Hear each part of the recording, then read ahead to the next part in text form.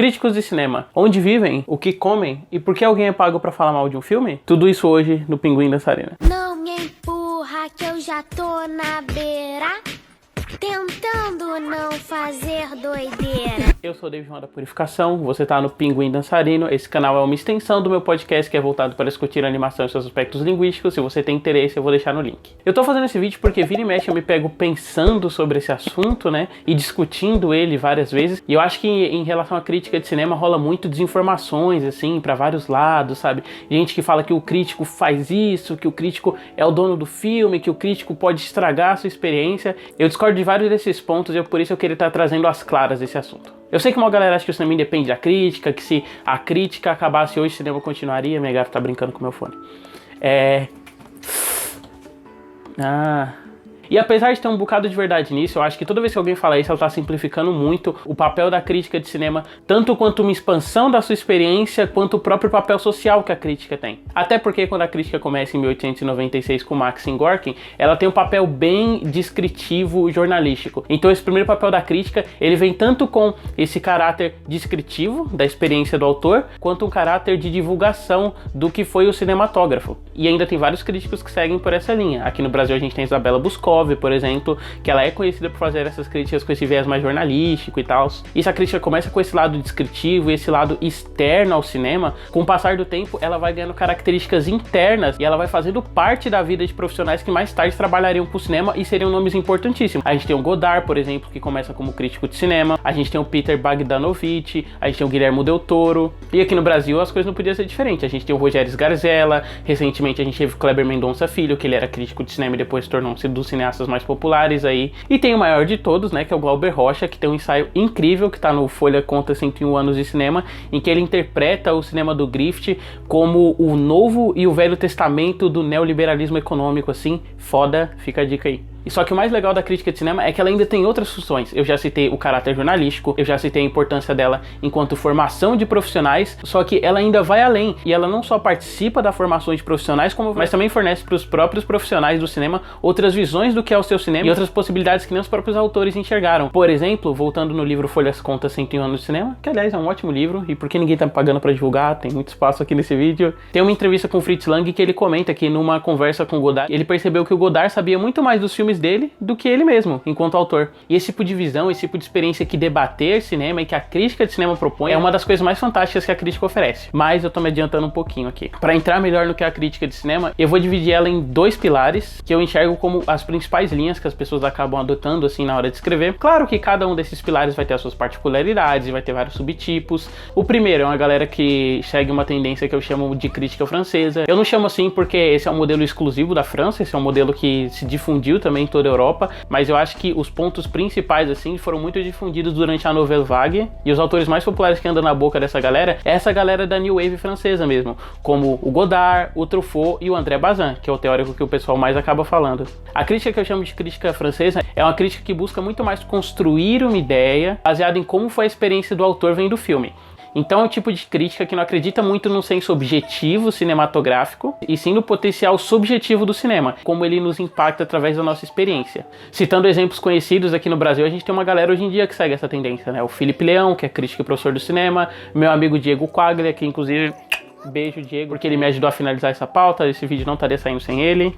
E dois gigantes da bolha do cinema nacional, que são o Chico Firman e o Felipe Furtado. Já a outra abordagem em relação à crítica cinematográfica é um modelo que eu chamo de crítica mainstream americana, sabe? Essa galera que é muito influenciada por Roger Ebert da vida, que é como a mídia convencional acabou enxergando a crítica, sabe? Esse papel da pessoa externa que tem uma visão objetiva daqueles elementos e que dita socialmente se um filme é bom ou ruim. É a galera que tá sempre figurando no Rotten Tomatoes, por exemplo, em que termos de crítica nacional, o maior difusor deles provavelmente é o Pablo Vilaça. Eu particularmente já fui muito da bolha americana, eu acreditava muito num cinema objetivo, que a gente podia destrinchar um lado técnico dos filmes e que esse lado técnico se valia por si só, e que, sei lá, existe uma régua universal de como você pode ver um filme, se todos os elementos do filme eles estão conversando entre si, mesmo que o filme não te impacte emocionalmente, ou mesmo que o filme seja inócuo, na verdade ele é bom. Só que aí com o passar do tempo eu acabei crescendo, né? E aí eu percebi o óbvio, que o cinema não é uma arte objetiva, então tentar traçar uma régua objetivista de como ele deve ser, acaba não fazendo sentido, pro próprio cinema enquanto arte subjetiva que nos impacta individualmente e de maneiras diferentes. Hoje em dia eu tenho vários problemas com essa visão de cinema, mas isso é assunto para outro vídeo. Agora que eu já falei tudo isso sobre a formação da crítica de cinema, sobre as diferentes abordagens e sobre qual que é a minha relação, queria abrir essa parte final do vídeo para discutir algumas coisas em relação a quem é o crítico de cinema e o que eles podem fazer. Para começar, por que o crítico faz a crítica de cinema? É o que eu falei no começo. Apesar do cinema independer da crítica, tanto a crítica tá ligada ao cinema, quanto o cinema tá ligado à crítica desde a formação profissionais e as ações sociais mesmo, de como o debate público é levantado em torno de vários filmes, assim. Por exemplo, a gente discutiu por muito tempo aquela questão do pós-horror, se ele existia, e esse debate, ele foi suscitado por um crítico. Então, tipo, os comentários desse crítico gerou todo um outro jeito de olhar para um pseudo-subgênero que tava surgindo e que não existe, né? Porque pós-horror é terraplanismo do cinema. Mas o crítico faz a crítica por isso, para trazer outras percepções do filme, tanto para nós quanto para ele mesmo. Quais são as regras para se fazer crítica de cinema? Cara, meio que não tem. Não existe um manual absoluto de como fazer crítica, porque meio que cada crítico faz a crítica de um jeito diferente. Nem todos fazem bem, mesmo sendo críticos que se estabeleceram muito no imaginário coletivo. Roger Ebert. Mas entre a galera que faz crítica de cinema, não existe muito um consenso de como a crítica deve ser feita. Até porque a crítica na prática é você construir uma ideia individual que você teve através da sua experiência subjetiva do filme. Então é muito difícil traçar como a crítica deve ser. Porém, isso não quer dizer que a crítica é terra de ninguém, né, porra? Então a pessoa não pode simplesmente chegar, propor uma leitura e ignorar o filme enquanto obra. Então a crítica, ela tem que se dar através dos elementos que você tem presentes no filme, né? Ela não pode ignorar o próprio filme, que senão ela vira outra coisa que não crítica de cinema. E as boas críticas, elas vão além disso. Às vezes a própria crítica em separado já é uma experiência individual rica pra você, que não só enriquece o filme, mas que se vale como experiência própria de leitura. É foda isso, sabe? Quem pode ser crítico no cinema no Brasil? Esse é um ponto bem mais complexo da discussão, porque várias pessoas acreditam em várias coisas diferentes, não tem como se chegar a um resultado objetivo. Porém, como toda pessoa que faz vídeo pro YouTube, eu sou um grande caga-regra e eu gostaria de estabelecer algumas coisas aqui. Eu sou totalmente aberto à possibilidade de que qualquer um pode ser crítico de cinema no Brasil. A gente não pode negar o papel da pessoa enquanto crítica, mesmo se ela for um crítico horrível que só escreve textos ruins e baseia todos os comentários dela em declarações vazias, citando outros filmes e subgêneros específicos como se isso fosse demérito pro cinema. Eu acho esse tipo de crítica horrível, mas eu acho que é essencial não negar o papel dessa pessoa enquanto um crítico, ainda que seja um tipo de crítica muito merda. E por que eu digo isso? Porque eu sou uma pessoa que trabalha com audiovisual. E dentro de audiovisual, por mais que a gente tenha sindicato para algumas áreas, é muito difícil você estabelecer que uma pessoa ela não é um profissional porque ela não está dentro de um grupo que está aprovando ela enquanto profissional. Por exemplo, eu me formei no Senac como operador de câmera. A maioria da galera que estava lá, eles já trabalhavam há anos na área. É uma galera que tem uma puta experiência, uma galera que já trabalhou em longas metragens, em programas de TV. Só que o que acontece? O certificado de você enquanto profissional era o seu número do DRT. E aí a galera entrava só para ter o número do DRT. Só que isso não invalida os anos de experiência que a pessoa tem e os trabalhos que ela fez antes, sabe? Até porque, falando especificamente da crítica de cinema, não existe uma faculdade específica para isso. A pessoa com certeza pode fazer um mestrado, um doutorado em crítica, mas é como se ela fosse fazer a graduação dela nisso. A gente até tem órgãos que são, entre aspas, reguladores, né, da crítica de cinema. Aqui no Brasil, por exemplo, a gente tem a Abracine, que é a Associação Brasileira de Crítica de Cinema. Ou, sei lá, se a gente for pegar um rigor internacional, a gente tem aquela Associação Mundial dos Críticos, né, que acho que o único crítico brasileiro que está presente é o menino do YouTube, né, o Daniel Dalengalori.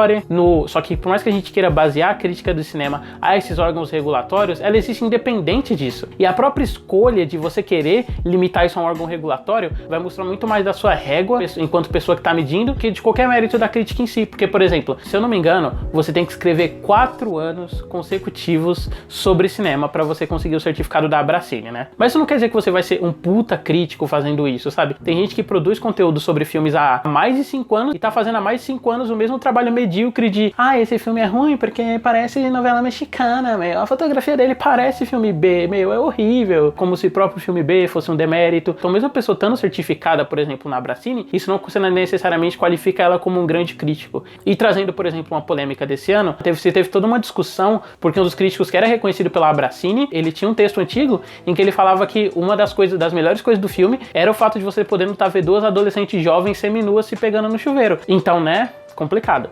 Ou, sei lá, por exemplo, voltando a essa questão da régua de quem tá medindo. Por que a Abracine ela é um órgão mais relevante do que o Sindicato Internacional das Críticas? Não que eu acredite que seja, entendeu? Mas é o que eu falei, que isso vai depender sempre da régua de quem tá medindo. Porque a pessoa pode negar a Abracine enquanto essa instituição nacional e abraçar esse sindicato internacional. Só que se ela faz isso, por exemplo, o único crítico de cinema de verdade é o da Lengalore. E não uma outra galera que produz um conteúdo foda de cinema no Brasil. Tipo o Pedro Estraza ou a Isabel Whiteman, do Feito por Elas. Então você tem essas complicações, sabe? E é mais difícil ainda porque a crítica de cinema como ela se dá hoje, né, com a internet, diversos veículos, ela seria impossível de ser operada por um sindicato ou por qualquer agência reguladora. E o que não falta é críticos de cinema que não fazem parte de nenhuma associação, mas estão produzindo conteúdos que são incríveis. Beijo de novo, Diego. E como é que a gente fica em relação a essas pessoas? A gente tem que negar, então, o papel delas enquanto crítico, enquanto essa pessoa que está promovendo debate de cinema? Eu, particularmente, acho que não. Aliás, já esquecendo quando eu fiz o vídeo que, assim, é muito difícil a gente pegar e fixar na nossa ideia o que é uma crítica boa, mas é muito fácil você conhecer uma crítica ruim. Então eu trouxe um texto sobre Predadores Assassinos, que eu não vou falar o nome do autor, né, porque esse vídeo não é um ataque direto, mas que consegue ser a síntese de todas as críticas ruins que eu vejo por aí de filmes. Então vamos lá? Sobre Predadores Assassinos, o autor escreve o seguinte: basicamente, é um filme sobre jacarés famintos que devoram pessoas em meio a uma tempestade causada por um furacão. Então o autor já está tratando a premissa como se fosse um problema do filme. Ruim. Ruim porque a premissa não quer dizer nada, né? O que vale é a execução. O suspense / terror de Predadores Assassinos deixa a desejar com cenas previsíveis, tornando-se entediantes em vários momentos. Se a intenção era produzir um filme de terror e suspense, o diretor Alexandre Aja passou bem longe disso, pois é um filme ótimo para dormir. Ok? A pessoa não disse nada, né? Só descreveu características e não deu exemplos. Ruim também. No que se refere a drama, cumpriu o prometido, pois tem como pano de fundo a relação pai e filha, o que é inspirador em alguns momentos. Por que é inspirador? Não sei, o autor explicou. A personagem principal é nadadora profissional, o que casa perfeitamente com o enredo do filme que se passa embaixo d'água. Algumas cenas são bem estranhas, como a do ser humano do nado mais rápido do que um réptil aquático, que é um predador. Os biólogos de plantão vão surtar com isso. Porra, ainda bem que eu tô vendo o filme, né? Não o programa do Richard Rasmussen. De certo que a personagem principal é atacada diversas vezes, porém suas feridas são mínimas. Ela continua as cenas normalmente, sem aparentar limitações. Seria fator de cura acelerado? Temos aqui uma nova candidata a Logan. E aí, chegando no final do texto, eu acho que tem o maior problema de todas as críticas de cinemas ruins que eu vejo por aí. O roteiro lembra demais Sharknado, ou qualquer outro filme. Já teve um Sharknado em que os tubarões fogem de um local fechado, ou seria Piranhas Assassinas? Bom, é tudo a mesma coisa pelo que parece. Sendo assim, o roteiro é uma das coisas mais fracas do filme. Você percebeu que, tipo, a pessoa descreveu que o filme parece com outro, e aí é problemático porque o filme parece com outro, e foda-se, não tem uma explicação de por que é problemático no outro filme e por que não funciona nesse. É simplesmente ruim porque parece outro filme, então o outro filme logo deve ser ruim. E aí tem a cerejinha do bolo, que é, pra não dizer que é tudo um imenso desastre, Predadores Assassinos tem uma boa paleta de cores, a direção de arte é um trabalho decente, assim como a de fotografia. E aí acaba o texto. E por que eu tô trazendo esse texto aqui no final? Porque é o que eu falei no começo. Com certeza esse texto é atroz, é uma crítica de cinema horrível, mas eu não posso querer invalidar a pessoa enquanto crítica de cinema, entendeu? Ela só é uma crítica de cinema ruim. E os propostos do meu vídeo também divulgam uma galera que faz um trabalho incrível de crítica de cinema, sabe? Então, de novo, reforçando, dá uma olhada no trabalho das pessoas que eu linkei aqui embaixo, que vai fazer toda a diferença.